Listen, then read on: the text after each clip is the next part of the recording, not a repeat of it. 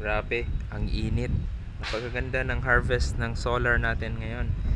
Kasi gustong gusto ng mga solar panels natin na mainit. So, kita nyo, yan yung mga solar cells natin. Yan yung mga maliliit. So, yan is nagagather na ng energy from the sun, heat of the sun.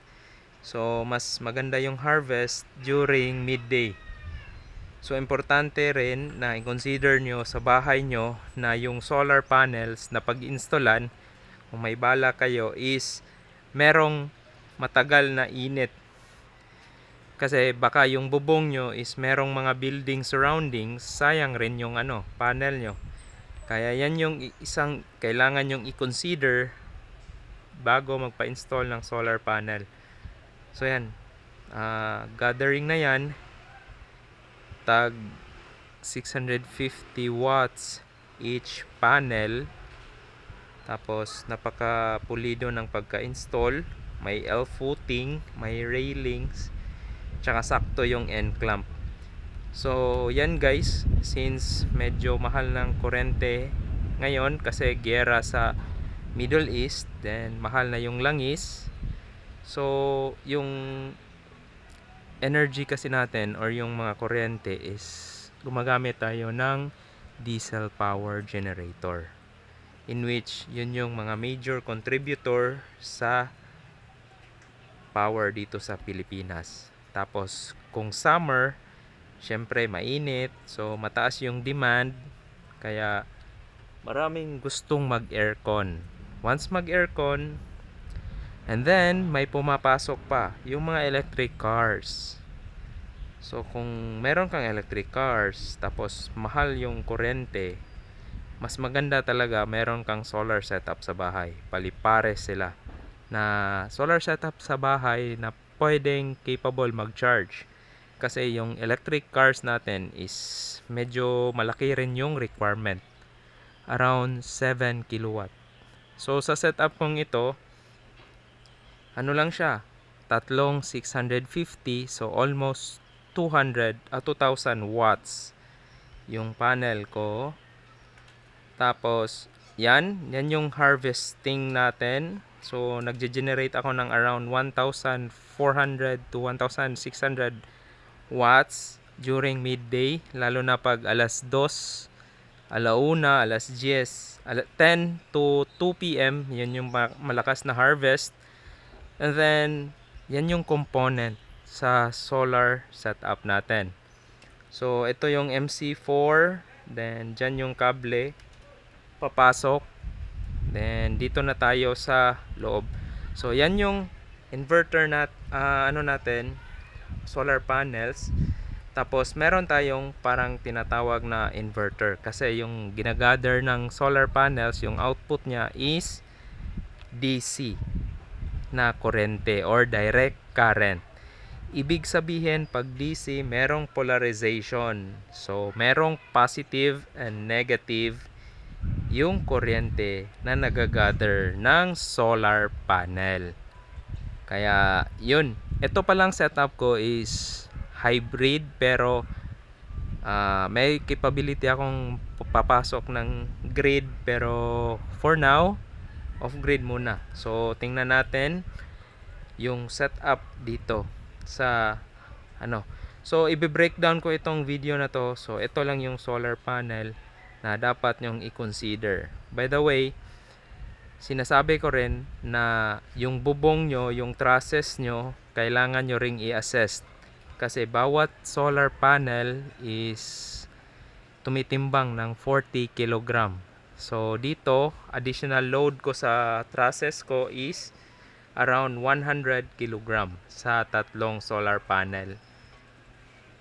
So yun yung kailangan yung i-consider. Although meron pa akong lugar na pwedeng mapag-installan ng panel doon, kailangan natin ng budget tsaka assessment if kaya pa ba talaga. Kasi ayaw ko rin mag-overproduce or overharvest ng solar, ng energy, kasi nga sayang rin.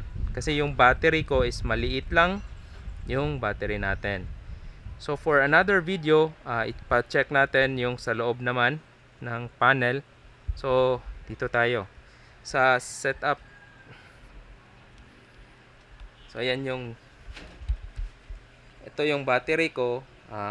Dalawang 12 volts na 314 ampere hour yung battery ko. Ayan. So dito sponsored ni Pony Energy, pero 12 volts 314 ampere hour yung battery ko. So yan, bat 1 tsaka bat 2. So they are connected in series para dito ko i-store yung energy kong nagagather sa solar panel. So kinaya na to patakbuhin ng refrigerator whole day, tapos air condition at least 4 hours in a day. And then yun, mga wifi system dito ko na kinakarga. So hopefully yun yung challenge. Tapos ito yung inverter ko.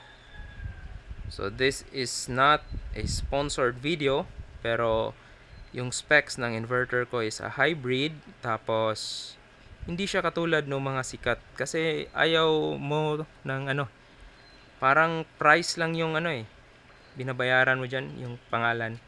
So meron na rin akong wifi dongle para mag-monitor. Pwede kong isaksak yan, so ma-monitor ko sa cellphone yung status ng power. Or ito yung keylogger na dongle.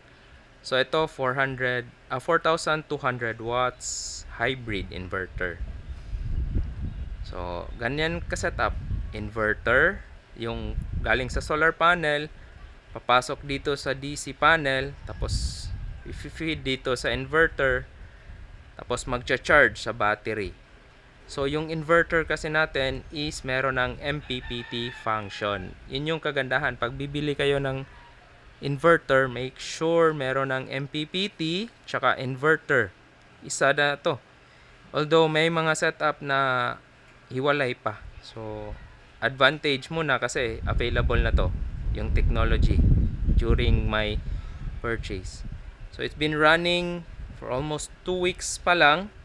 So follow nyo ako para i-update ko kayo weekly dito sa setup natin.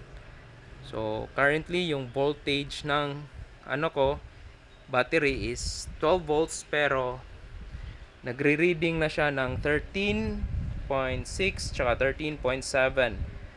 Ganun ka astig yung battery natin.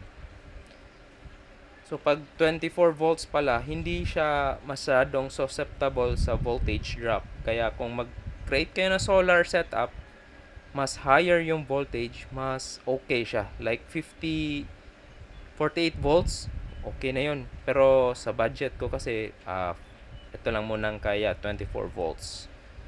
So for more setup, follow nyo lang si Elmer Shocks dito. Okay? Then hopefully grow tayo dito para sa energy crisis ng Pilipinas.